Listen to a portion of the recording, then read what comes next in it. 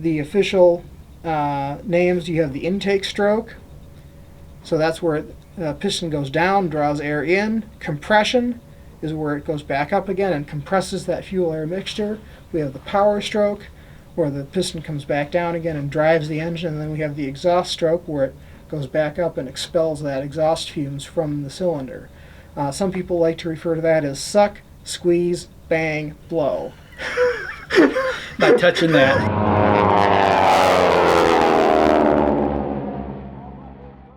And we're back. We're back here with Jake. This is the Casual Pilot. Back at you for another ground school. We're going to be doing 2 chapters today, so there will be 2 videos that you will see out of this particular attire grouping that we're wearing. So anyway, before we get started, I want to remind everybody, thank you again for watching and listening. And I've been surprised with some of the folks that have actually been watching these, because ground school just doesn't seem like it'll be super exciting to watch. But we've gotten some really neat comments from a few folks on our videos that I have posted online. So I appreciate those comments. Please, if you're going to comment, feel free to drop the comment on Facebook with the link there, but also comment on my video, because that really helps us with the YouTube searches and stuff. We would appreciate that, and it would help boost our search there. Make sure you like and subscribe down there on the bottom. There will be stuff at the end of the video where you can click on my picture and like it and subscribe to it and things like that. And there will probably be a link somewhere along the way for Jake's channel, where I know this first chapter we're doing tonight could be fairly long. So some of it will be cut down in my video. Jake will have the full thing on his channel, which we just started, Flying Fiddler CFI. So he has, what, 5 or 6 videos on it now? Yep. Well, you may not be able to see some because we haven't posted all of them yet, but they're there ready to get going. So yep. Anyway, and I'll be posting more videos, more content of other instructional content that I do other than these ground schools with Philip here. Some point we're going to get a couple of different series started on that channel, and plus he's already asking me about some action cameras, so he wants to buy a couple. So he'll be putting cameras everywhere, and you'll be getting to see his fly-alongs a lot too in his plane. So it should be fun. Anyway, before we get started, one of the things that happened on Facebook is a friend of mine mentioned the P factor. And I went into this thing trying to show off and tell him how much I knew about the P factor. And evidently I knew what the P factor was, but I rolled a bunch of other stuff into it. So my good buddy Jake here, he corrected me right in front of everybody on Facebook and said, no, P factor is just the gyroscopic precession on the propeller. But I'd lumped in the slipstream and different other pieces into this whole P factor. And it's like, I told Jake, I said, Jake, yes, I understand all of those pieces just make it pull left. I just thought that whole pulling left thing was the P factor. Yeah, no, that's we call all those 3 things together just the left turning tendency. That is way too general a term for aviation. It needs to be something like the L factor or something, because the general left turning tendency, that just does not sound FAA like. That sounds too logical. So when we're just to do a little bit of review from the last session, when we're climbing out at a slow speed, high engine power, of course we have to use right rudder in an airplane that has the engine turning to the right. And the reason for that, obviously, is the airplane wants to pull the left, and as we were just saying, we call that the airplane's left turning tendency. There are 3 components of that, which I explained last time, but perhaps I didn't break out into the component parts. You probably did. It's just I had it all in my head that was P factor, because so the left turning tendency consists of the P factor, which we talked about, which is the downward moving blade having more airspeed, more angle of attack, creating more thrust on the right side. That's P factor.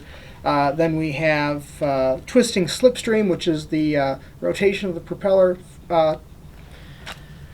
taking the air underneath the airplane, back up around, hitting the tail. And then we also have gyroscopic precession, which is, that's when you're trying to... That's the actual P factor. No. No? No. See, I still... P factor is only the blade. The blade going down, okay. Okay, that's P factor. Separate is gyroscopic precession, which is when you try to pitch the airplane up or down, it wants to go left or right. because of the gyroscopic effects. And then you have twisting slipstream, which is where it comes around, hits the rudder, and pushes the airplane to the left. See, that gyroscopic precession, I figured the P was where the P factor came from. That's No. the way my brain thought of it. So No. I had all the three pieces. I knew them. Yeah, so it's P just stands for propeller. Oh, that's way too simple, too. It should be way more complicated than that. And it's just sort of a placeholder, like in a mathematical formula where you'll say, let such and such be equal to this letter. Well, they just picked P for propeller because it had to do with the propeller. For once, it actually makes sense. Okay, so first thing we're going to go over today, the chapter in our Pilot's Aeronautical Knowledge Handbook, is Chapter 7, which is aircraft systems. So we're going to talk about motors and engines and jets and climate control and all kind of other systems, electrical systems. Yep. So I'm just going to sit back and let Jake take it from here. All right, so the first thing we're going to talk about is how a typical engine works. So most of the small airplanes that we train in have just a regular piston internal combustion gasoline engine, just like you'd find in a car pretty much. Most of the engines that we use are what they call horizontally opposed. In the automotive world, they call that a boxer engine. So Subaru, they're the big ones. Volkswagen, the older Volkswagen engines. In fact, here in Figure 7-2, they show a horizontally opposed engine, and this engine that they show in Figure 7-2 is actually a Volkswagen. So those things last forever. Yep. So those are very popular on home-built aircraft because they're very similar to other certified aircraft engines, but they used that as an example of an opposed engine. We also have in 7-1 a radial engine. Those are cool engines. Those are what you find on stuff like Warbirds or. And they sound the coolest. Oh yeah, they sound great. They have music. They make music very well. They don't use those on airplanes very much anymore, but so the piston engines that we use in airplanes are primarily gasoline engines, 4-stroke gasoline engines, just like you'd find in a car. So the 4 strokes that they're talking about, well, you hear this a lot, 4-stroke versus 2-stroke versus maybe a diesel or something, but a lot of people know those terms but may not know exactly what we're referring to. So the 4 strokes that we're referring to are the 4 up and down movements of the piston within this engine cylinder. So initially, and a good, they have a diagram of a 2-stroke here on Figure 7-3, but primarily in airplanes we're going to be certified airplanes, at least airplanes like the Chief or Cessnas, Pipers, things that you would find as typical trainers. We're going to be dealing with 4-stroke engines. So here in 7-5 on page 7-4 we have the 4 strokes of a 4-stroke engine. So you start out with the cylinder at the top, the intake valve opens, the cylinder goes down, it draws air in, the intake valve closes, then the piston goes up in the cylinder, that compresses the air, raises its pressure very high and also somewhat raises its temperature, and that air that it will have drawn in will be typically mixed with fuel. So now you've got a fuel-air mixture that's under high pressure. Well, you've just made yourself a very potent mixture. Little bomb. Essentially, yep. So then we have a spark plug at the top of the cylinder, and that makes a little electric spark and ignites the fuel. As the fuel burns, it causes the air to expand rather rapidly and by rather a lot, and that will push the piston back downwards in the cylinder, and that's what creates the rotation that powers the engine. Now you've got the piston at the bottom of its stroke, but you've got a whole bunch of exhaust fumes. So the exhaust valve opens, piston goes back up and expels the exhaust, and you start the cycle over again. So we sometimes refer to these 4 strokes. The official names, you have the intake stroke. So that's where the piston goes down, draws air in. Compression is where it goes back up again and compresses that fuel-air mixture. We have the power stroke, where the piston comes back down again and drives the engine, and then we have the exhaust stroke where it goes back up and expels that exhaust fumes from the cylinder. Some people like to refer to that as suck, squeeze, bang, blow.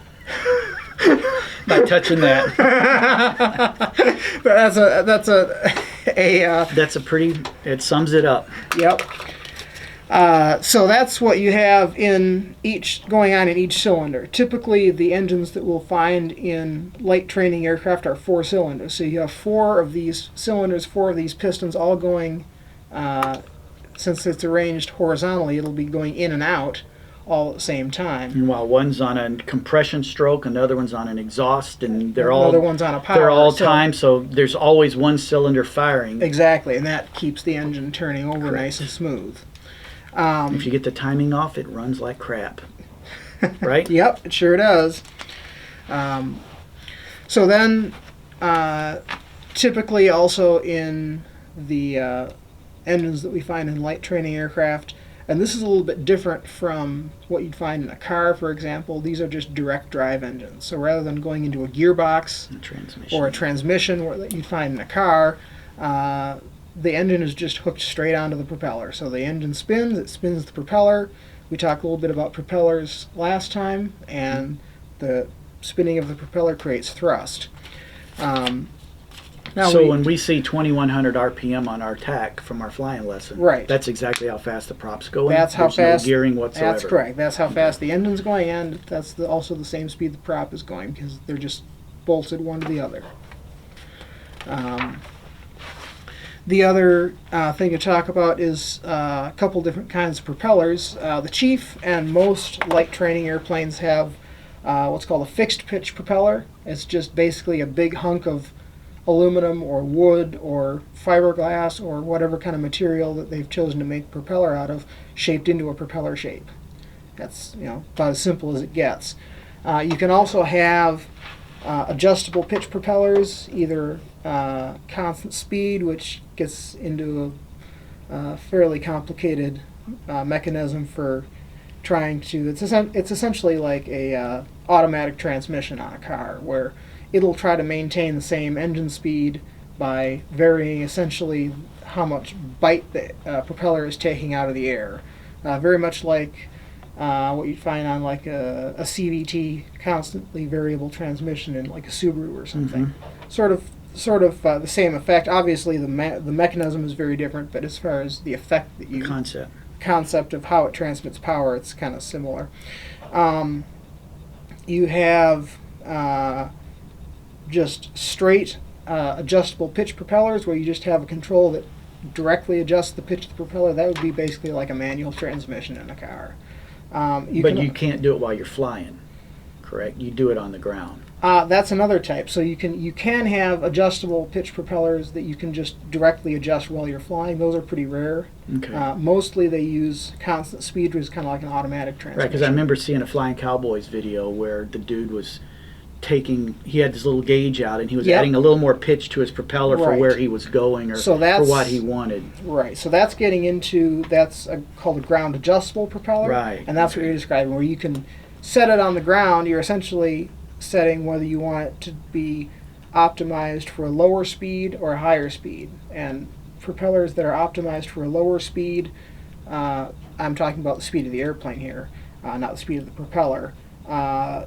But if your propeller is optimized for the lower speed of the airplane, that's called a climb prop, because typically it'll create more thrust from a standstill. So it's like starting in a lower gear, but just like it's basically like a fixed gear bicycle, where you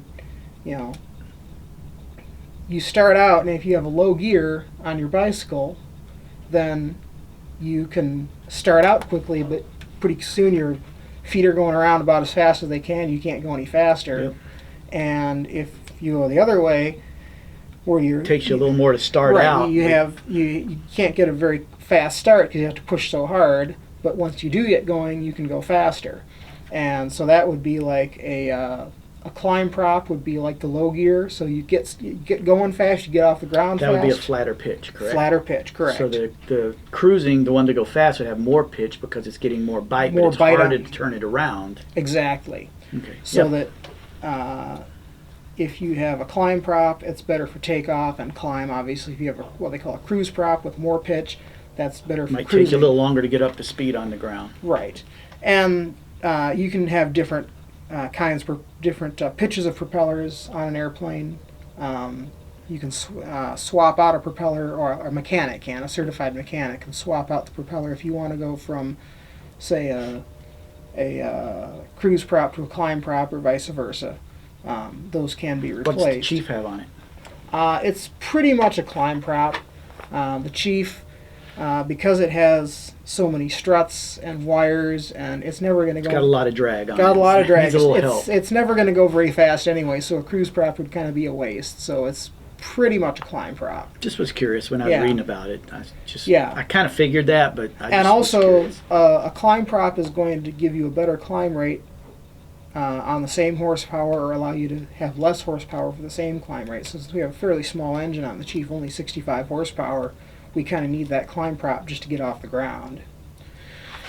Talking about the engine, though, we talked about how when the piston goes down in the cylinder to pull that fuel and air mixture in, we talked about that, but where does the fuel and air mixture come from? Well, that's what we have a carburetor for. Most engines on light training aircraft are what we call carbureted. They have a carburetor. Some of the newer ones are fuel injected, and that's what you mostly find on cars nowadays, fuel injection. It's more efficient, but it is a little bit more complicated. The carburetors are nice because they're easy to work on. If you ever have a problem, They're right there. Very easy for a mechanic A lot of to parts. fix it. So in our carburetor here, figure 7-10 shows a diagram of the carburetor. So, and here we finally get into Bernoulli's principle. This is where we really talk about that. Woo-hoo. At least I understand it. Yep. So the carburetor has what's called a venturi. So where the air comes in from the air filter, it comes in a tube here, and then in the carburetor has what's called a throat, where it narrows down, and as it narrows down, just like the flow in a river speeding up, if it gets Or narrower. put your finger over the end of a garden hose. End of a garden hose, exactly. So the flow speeds up because it gets narrower, and Bernoulli's principle tells us that as the air moves faster, the pressure will go down. So you get low pressure in the carburetor here, and right at that point of low pressure, that's where they squirt the fuel in. Some little jets with the tiny holes in it. Little jet, yep. So the fuel sprays out into that nice low pressure air, and that mixes very effectively with that air because of the low pressure. And then it goes through the throttle, which is just a little valve, just a flat piece of metal that when it's vertical, it lets the air pass by, and if we turn it so it's horizontal, it blocks off the flow of the air through the carburetor there. Now, where the fuel comes in from, into those little jets, we have what's called a float chamber, or a float bowl. So this is actually works pretty much like a toilet, toilet tank. So you've got liquid, in this case fuel, in there, and the fuel is coming in from a fuel tank. In the Chief, that would be just above the engine, between the cockpit and the engine, and it flows down into the float bowl. Now you have a little float, hence the name for the float bowl, and as the fuel level rises in the float bowl, that float comes up and it's connected to a little valve, and when it gets high enough, it shuts off the fuel flow. It's a painfully simple analog device that works wonderfully. Exactly. Works, as I say, it works just like a toilet bowl, with the float shutting off the water flow. And by doing that, you can have always the same level of fuel in the float bowl, which means you always have the same amount of pressure going from the float bowl into the carburetor, which means that the fuel flows very evenly in a very predictable rate. And that has to do with getting the correct mixture of fuel to air to burn. Does this low pressure through here, does that help suck it Yes. down through there? Because it's low pressure, so exactly. So you get it creates a suction in there, right. correct? So you get pressure of the fuel just sitting in the tank creates a little bit of pressure, and then as it goes out into the venturi, into that very low pressure area, as you say, it sort of sucks the fuel out into It's almost the like carburetor. a mini fuel pump. Kind of, a little bit, yeah. It's using that throat and Bernoulli's principle to sort of pump the fuel into the engine, almost in a way. So Bernoulli is important to flying a plane. It is. Just not the way I thought. Indeed. Now, some engines, in the Chief, this is about all we have. We don't have what's called a mixture control in the Chief, but most engines in airplanes have what's called a mixture control, and that is just a little valve, if you're looking at figure 7-10 here, where the tube goes from the float bowl over to the venturi. You see this mixture needle labeled here, and you can drive that down into the outlet to restrict it or shut it off a little bit, and that will lean. Right, the more you shut it off, the less fuel is going in for a given amount of air, and you get what's called a leaner mixture. Leaner being less fuel for the same amount of air. Or if you open it up all the way, you get a richer mixture. And the reason we do this is because as we climb in altitude, the air pressure keeps on going down, and if we didn't restrict the flow of fuel, that lower and lower pressure would just be sucking more and more fuel. Yep, makes it run too rich. Into the airstream, makes it run too rich, which reduces our fuel economy. It can also cause problems with fuel, the unburnt fuel gumming up the engine. Foul your plugs. Foul the plugs with lead or carbon from the. So another thing to realize about a carburetor, we talked about how in this throat, Bernoulli's principle tells us that the pressure of the air will go down. Well, another thing to talk about besides Bernoulli's principle is called the ideal gas law. And you can look up the formula for that if you'd like to, but what it essentially says is as the pressure goes down, the temperature also goes down. And that's just because as the gas, in this case air, gets to a lower pressure, the molecules are further apart, they don't hit each other as much, so the temperature goes down. So the temperature of the air as it goes through the carburetor goes down. It can sometimes go down by quite a significant amount. It's what, 50, 60 degrees? Yeah. So we could be flying on a 70-degree day, and it could be 20 degrees inside. 20 that degrees venturi. inside the carburetor, yes. So and adding to that also is when the fuel evaporates, that also cools it down. And so what can happen is, particularly if the air is very humid, you have a lot of water in the air. As that air flows through the carburetor, all that air gets much colder. It can go below freezing, and all that water vapor in the air can flash freeze and actually stick to the sides of the carburetor throat. So here in figure 7-11, you can see how you've got your nozzle here that sprays the fuel in, and then just after that, where the pressure of the air is low and where the fuel is evaporating, that'll drop the temperature enough that the water vapor in the air will freeze onto the sides of the carburetor and also onto the throttle valve. And when it does that, the throat just starts getting smaller and smaller, and at a certain point it can't let enough air through anymore to let the engine breathe. So that can actually cause the engine to initially run rough and potentially fail if enough ice builds up. So the way we get around that is we have carburetor heat. So the air inlet can take air from inside the engine compartment, run it over the exhaust pipe to heat it up, and then into the carburetor. So if you've got air that's let's say the air coming in is 50 degrees, and the temperature drops by, let's say, 30 degrees. So now your air temperature inside the carburetor is 20, and that causes the water vapor to freeze. If you put carburetor heat on, well, that air coming over the exhaust pipe gets heated up to maybe 120, 130 degrees. Won't take long to fix it. And it melts the ice and opens the throat of the carburetor back up so the engine can breathe again. So and the Continental engines, like we have on the Chief, are particularly susceptible to this. because the way Continental built their engines, the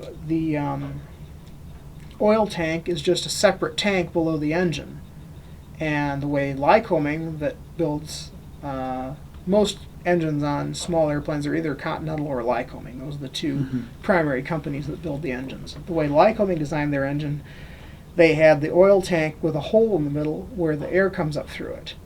And so you always have some amount of carburetor heat on, even when because the oil's heated up. the oil is heated up, so the air passing through the oil tank gets heated up. So it's already somewhat warm, so the Lycomings are much less susceptible to that. The Continentals just come up through a tube that's separate, and so the air is much cooler, and that can cause carburetor icing sooner than it would happen in a Lycoming. The Lycoming also has the carburetor heating system to pass air over the exhaust pipe like I talked about, but since it starts with a little bit of heat to begin with, it doesn't need as much to fix the problem. Right. So here in figure 7-12, we have a chart that shows you the outside air temperature from 20 degrees Fahrenheit up to 100 degrees Fahrenheit, and the relative humidity of the air, so from 50% up to 100%. And it's showing you that the place where carburetor icing is most likely to happen is if you're above 80% humidity and below a temperature of 70 degrees Fahrenheit. So that Spring. whole area, yeah, spring and fall essentially. Well, fall not so much because it tends to be drier around here, but as you say, spring. Even into summer, because it's very humid during the summer a lot of times. So from April, May, June into July, get to August, maybe it's getting a little bit warm for that, but you're going to get the most chance of carburetor icing at that point. You can also have fuel-injected engines, which is obviously what you find in most cars these days. They talk a little bit about that here in figure 7-13. You have, in this case, you'll have a fuel pump, which will just deliver pressurized fuel directly to a fuel manifold that will distribute it through little lines or pipes. Sprays mist down. Sprays a little mist of fuel directly into the cylinder. This is much more efficient. You can get much finer control over how much fuel goes in, because rather than just having that low pressure sucking the fuel out, you actually have a mechanical pump and valves which can very precisely control how much fuel goes in. But and nowadays with the computers, they're sensing outside temperatures and humidities and pressures and metering it to be just perfect. So you'll find in car engines and in some of the very newest airplane engines, you'll find all that computer-controlled valves and stuff and pumps to get, as you say, get exactly the right amount of fuel and get the most efficiency. So we've talked about the four cycles or four strokes of the engine. We've talked about how the fuel gets into the engine, and we've talked about how the spark plug ignites it, but how does the spark plug get power? So in a car, you'll find that just the battery will run those spark plugs through a distributor or something like that. In an airplane, because we can potentially have a battery go dead on us and we don't want the engine to quit if that happens, we still run magnetos, which are basically little generators or dynamos that are run directly off the engine, which means as long as the engine is spinning, it'll be creating those little electrical charges to fire the spark plug. So basically, once the engine's running, it'll just keep running until you shut off the fuel or shut off the ignition, one of the two. And that's why in the Chief doesn't have a battery even. Right. There's no electrical system except for the magnetos, those little dynamos I talked about, creating the electrical charge to fire the spark plugs. And that's why you might have seen in that first flight that we did together, when we started the airplane, I just pulled on the propeller. There's a whole technique to that we'll go into in more detail as we continue through the flights. But I just pulled on the propeller, spun the engine by hand, and that was enough to spin these little dynamos, create a spark, and fire the engine off and get it running. And old cars like Model Ts and Model Yep, they A's had and the stuff hand like that, crank you on have the it. hand crank. That's the same exact thing. Those old cars had magnetos because those were very reliable. A battery can go dead or lose charge. A magneto, as long as it's a simple set, old analog technology that just works. it just works. And There's not much to it to break other than a ground wire coming off. And if a ground wire comes off, the only problem then is you can't shut it off. Or if it's sitting still and it comes Right. off, it can be ugly when you try to start it. Yep.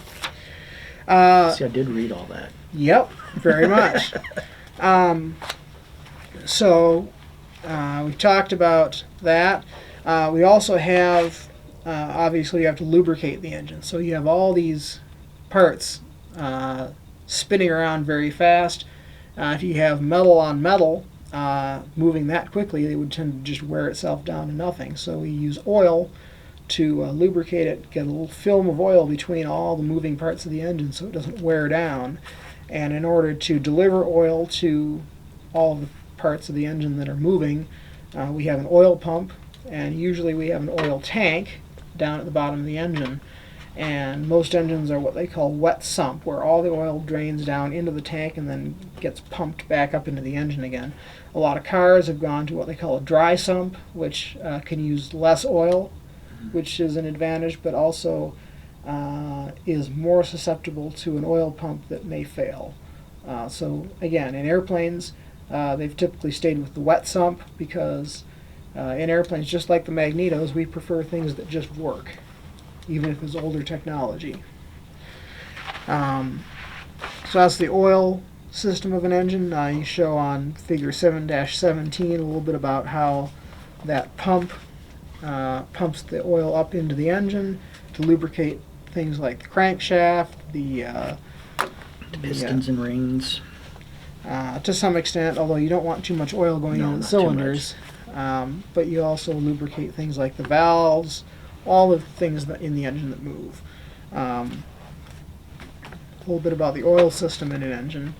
And the oil also helps to cool the engine because as all that oil runs through all those moving parts of the engine, well, that's where most of the heat is coming from, is all those parts moving against each other. So the oil picks up that heat, and then when it goes back down into the tank, it deposits all that heat down there, which can then radiate away. And some engines also have an oil cooler, basically a little radiator Yep. that the oil will run through, and that helps keep the temperature of the engine down.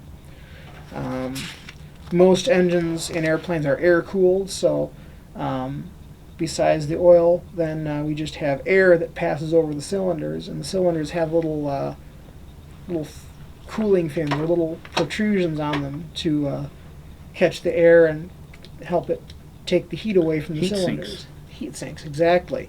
You also have, we talked about how the magnetos create the spark, the electrical charge to run the spark for the engine, but we also have electrical systems in airplanes for other things. The Chief obviously doesn't, but in most of the Cessnas and Pipers that you'd find as trainers, we have an electric starting motor, so we don't have to hand prop the airplane like the Chief. That requires a battery and a starter switch and all those things that go along with it. And since we have a battery, we have to have an alternator or a generator that charges it. And since we have all those things anyway, people figured, well, why don't we just run some radios and some lights off that? So Sure. most airplanes will have an entire electrical system consisting of the generator or alternator, which is hooked onto the back of the engine to create electrical current. That goes into the battery, and the battery will run things like radios, the starter motor, lights, all the electrical. In some airplanes it runs the wing flaps or the landing gear if it has a retractable landing gear. All those things will run off the airplane's electrical system. Of course, obviously in the Chief that's something we don't have, but if we do some night flying, if we end up going for the private pilot certificate, we'll have to deal with some of that because if to fly at night, obviously we need lights. Yeah. So we'll have to have an airplane that at least has a battery, if not a generator or alternator, to be able to run those lights. And that concludes our section on Aircraft systems. Sweet. So any reflections or No questions real on questions this? on that because a lot of it was very similar to car mechanics. And my dad Very raised me much. to work on my own car. Exactly. Asked me to do it now, not going to happen. But I understood the 4-stroke. I understood the supercharger and turbocharger. Yeah. Those all make a lot of sense. That's it for Chapter 7 on aircraft systems. Again, if you like these videos, make sure to comment, leave a like. That will really help my YouTube rankings. Subscribe, and if you want to donate to our GoFundMe to help bring more content and fund the content a little better, maybe we'll get farther along in our training if we raise enough money. If we get to a certain level, we're going to buy an extra camera or two to up the quality of the videos when we go flying. So thanks for watching. Make sure you like and subscribe to our channel, and make sure to check out Flying Fiddler CFI and see Jake's channel and the full-length versions of these episodes. So thanks for watching, guys, and next up, Chapter 8 in the manual flight instruments, you know, the 6-pack for aviators. That's what we're going to talk about.